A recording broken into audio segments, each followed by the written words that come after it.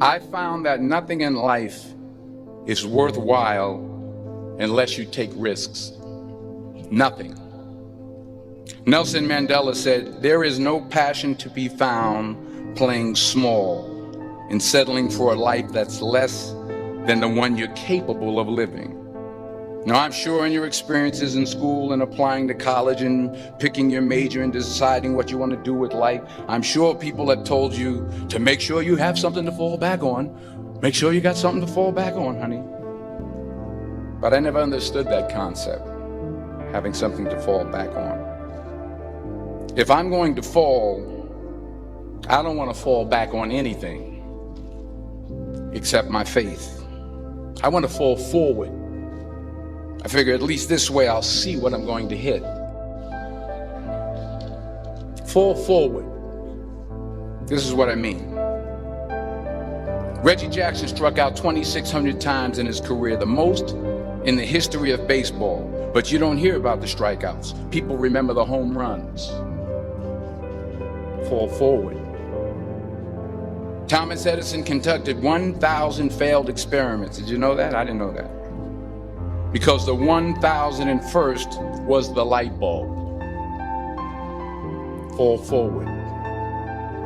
Every failed experiment is one step closer to success. You've got to take risks, and I'm sure you've probably heard that before, but I want to talk to you about why that's so important. First, you will fail at some point in your life. Accept it. You will lose. You will embarrass yourself. You will suck at something. There's no doubt about it. And I know that's probably not a traditional message for a graduation ceremony, but hey, I'm telling you, embrace it, because it's inevitable. And I should know. In the acting business, you fail all the time. Early on in my career, I auditioned for a part in a Broadway musical. Perfect role for me, I thought, except for the fact that I can't sing. So I'm in the wings, I'm about to go on stage, but the guy in front of me, he's singing like Pavarotti. He's just going on and on and on, and I'm just shrinking. I'm getting smaller and smaller. So they say, "Oh, thank you very much, and you'll be hearing from us." So I come out with my little sheet music, and it was Just My Imagination by the Temptations. That's what I came up with. So I hand it to the accompanist, and she looks at it and looks at me and looks out at the director and is like, "Nice." So I start, I'm going to sing. I'm like, "It's just my imagination once again, and then coming away with me." And I'm not saying anything, so I'm thinking I'm getting better. So I just start getting into it. It was just running. This, thank you very much, Mr. Washington. Thank you. So I assumed I didn't get the job. But the next part of the audition, he called me back. The next part of the audition is the acting part of the audition. So I'm like, hey, okay, maybe I can't sing, but I know I can act. So they pair me with this guy, and again, I didn't know about musical theater.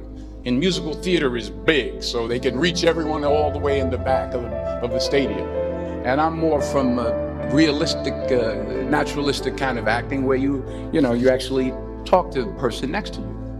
So I don't know what my line was. My line was, "Well, hand me the cup."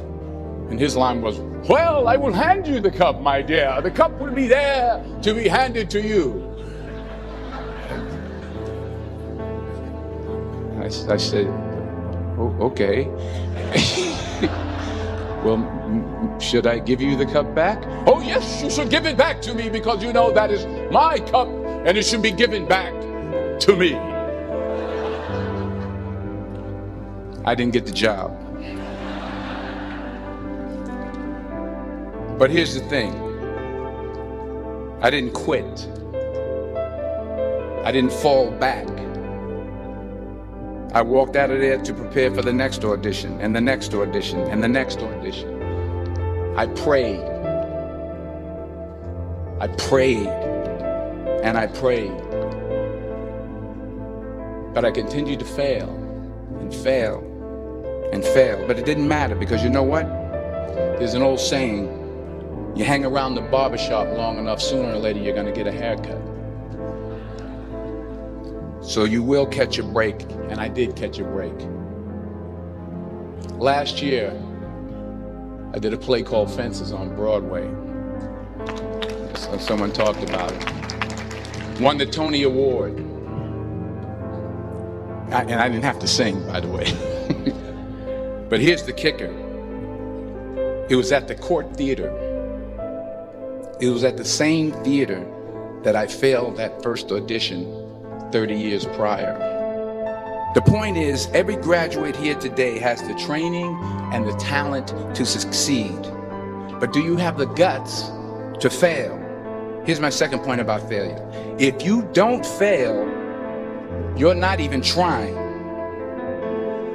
I'll say it again. If you don't fail, you're not even trying. My wife told me this great expression. To get something you never had, you have to do something you never did. Les Brown's a motivational speaker. He made an analogy about this.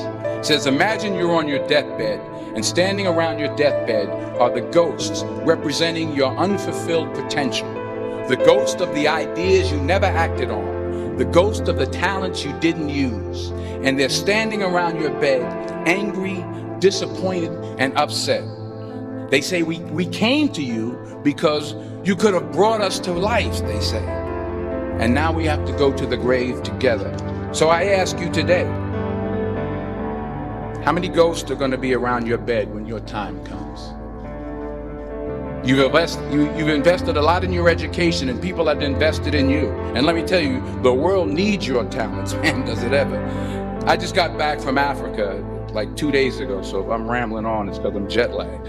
I just got back from South Africa. It's a beautiful country, but there are places there with terrible poverty that need help.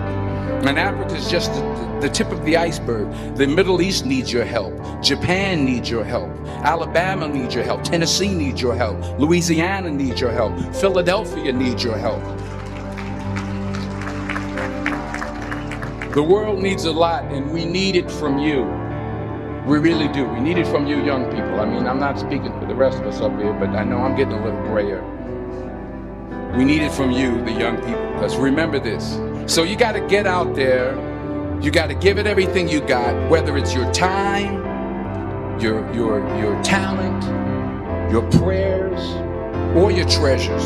Because remember this, you will never see a U-Haul behind a hearse. You can't take it with you. The Egyptians tried it, and all they got was robbed. So the question is, what are you going to do with what you have? I'm not talking about how much you have. Some of you are business majors. Some of you are theologians, nurses, sociologists. Some of you have money. Some of you have patience. Some of you have kindness. Some of you have love. Some of you have the gift of long suffering. Whatever it is, whatever your gift is, what are you going to do with what you have? All right, now here's my last point about failure. Sometimes it's the best way to figure out where you're going. Your life will never be a straight path. I began at Fordham University as a pre-med student. I took a course called cardiac morphogenesis. I still can't say it. It's cardiac morphogenesis. I couldn't read it. I couldn't say it. I sure couldn't pass it. So then I decided to go into pre-law, then journalism. And with no academic focus, my grades took off in their own direction. Yeah, down. I was a 1.8 GPA one semester, and the university very politely suggested that it might be better to take some time off. I was 20 years old. I was at my lowest point. And then one day, and I remember the exact day, March 27th, 1975, I was helping my mother in her beauty shop. My mother owned a beauty shop up in Mount Vernon. And there was this older woman who was considered one of the elders in the town. And I didn't know her personally, but I was looking in the mirror, and every time I looked at the mirror, I could see her behind me, and she was staring at me. she just kept looking at me. Every time I looked at her, she kept giving me these strange looks. So she finally took the dryer off her head and she said something I'll never forget. First of all, she said, somebody give me a piece of paper. Give me a piece of paper. She said, young boy, I have a prophecy, a spiritual prophecy. She said, you are going to travel the world and speak to millions of people. Now, mind you, I'm 20 years old. I'm flunked out of school. In fact, like a wise ass, I'm thinking to myself, maybe she's got something in that crystal ball about me getting back into school next fall. But maybe she was on to something, because later that summer, while working as a counselor at a YMCA camp in Connecticut, we put on a talent show for the campers. And after the show, another counselor came up to me and asked, have you ever thought about acting? You're good at that. So when I got back to Fordham that fall, I got in, I changed my major once again for the last time. And in the years that followed, just as that woman prophesied, I have traveled the world and I have spoken to millions of people through my movies. Millions who up till this day couldn't see me, who up till this day I couldn't see while I was talking to them, and they couldn't see me. They could only see the movie. They couldn't see the real me. But I see you today, and I'm encouraged by what I see. And I'm strengthened by what I see. And I love what I see.